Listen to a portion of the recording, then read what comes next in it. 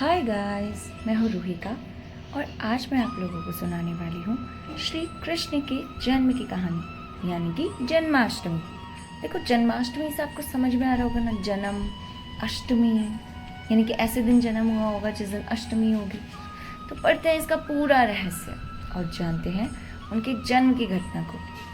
श्री कृष्ण जन्माष्टमी कंस राजा के युग से संबंधित है। लंबे समय पहले कंस मथुरा का राजा था। वह बहन देवकी के एक चचेरे भाई थे और अपने बहन को गहरे दिल से प्यार करते थे और कभी भी उसे उदास नहीं होने देते थे। वह अपनी बहन की शादी में दिल से शामिल हुआ और आनंद लिया। एक बार जब वो अपनी बहन के ससुराल जा रहा था, तभी उसे आकाश में छिपी आवाज से चेतावनी मिली कि कंस, जिस बहन को तुम प्यार कर रहे हो वह एक दिन तुम्हारी मृत्यु का कारण बनेगी। देवकी और वासुदेव का 8वां बच्चा तुझे मार डालेगा। जैसे ही उसे चेतावनी मिली, उसने अपने सैनिकों को अपनी बहन देवकी और उसके पति वासुदेव को कारागार में रखने के लिए आदेश दे दिया। उसने मथुरा के सभी लोगों के साथ क्रूरता से बर्ताव करना शुरू कर दिया। उसने घोषणा की, मैं अपनी बहन के सभी बच्चों को अपने हथियारों को रास्ते से निकालने के लिए मार दूंगा। उसकी बहन ने अपने पहले बच्चे को जन्म दिया, फिर दूसरा, तीसरा, फिर 7वां, जो कि कंस के द्वारा एक एक करके मारे गए। बाद में देवकी अपने 8वें बच्चे के साथ गर्भवती हुई, अर्थात श्री कृष्ण जी, जो कि भगवान विष्णु के अवतार थे। भगवान कंस ने द्वापर युग में मध्य रात्रि में श्रावण के महीने में अष्टमी यानी कि 8वें दिन को जन्म दिया। उस दिन से लोगों ने उसी दिन कृष्ण जन्माष्टमी या कृष्णाष्टमी का त्यौहार मनाना शुरू कर दिया।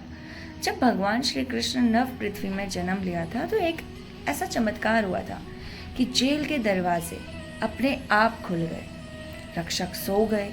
एक छिपी हुई आवाज ने कृष्ण को बचाने के रास्ते के बारे में वासुदेव को बताया। वासुदेव ने कृष्ण को एक छोटी सी टोकरी में ले लिया और अंधेरे में मध्य रात्रि में एक बड़ी नदी से गोकुल में अपने दोस्त नंद के पास ले गए। उन्होंने एक बरसात की रात को पार किया, जहाँ शेषनाग ने उन्हें मदद की। उन्होंने अपने बेटे को अपने दोस्त यानी कि यशोदा और नंद बाबा की लड़की के साथ बदला और कंस की जेल वापस लौटाए। सभी दरवाजे बंद हो गए। कंस को संदेश भेज दिया गया कि देवकी ने एक लड़की को जन्म दिया था। कंस आया और उस लड़की को पटककर मारने की कोशिश करने लगा। उसी समय वह लड़की कंस के हाथों से अदृश्य होकर आकाश में अपने असली रूप बिजली कन्या के रूप में प्रकट हुई और उसने चेतावनी दी और कहा, अरे मूर्ख कंस, तुम्हारा हत्यारा तो बहुत सुरक्षित जगह पर बढ़ रहा है। जब भी तुम्हारा समय पूरा हो जाएगा तब वो तुम्हारा वध करते हैं। सभी लोग इस दिन व्रत रखते हैं, जो भी कृष्ण भगवान को मानते हैं।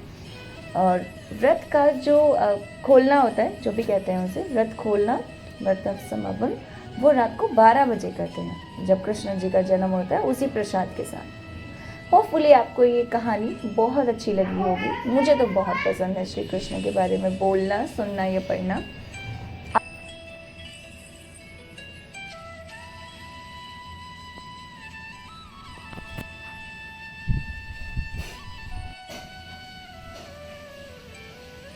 हाय गाइस, मैं हूँ रूहिका और आज मैं आप लोगों को सुनाने वाली हूँ श्री कृष्ण के जन्म की कहानी, यानी कि जन्माष्टमी। देखो, जन्माष्टमी से आपको समझ में आ रहा होगा ना, जन्म अष्टमी, यानी कि ऐसे दिन जन्म हुआ होगा जिस दिन अष्टमी होगी। तो पढ़ते हैं इसका पूरा रहस्य और जानते हैं उनके जन्म की घटना को।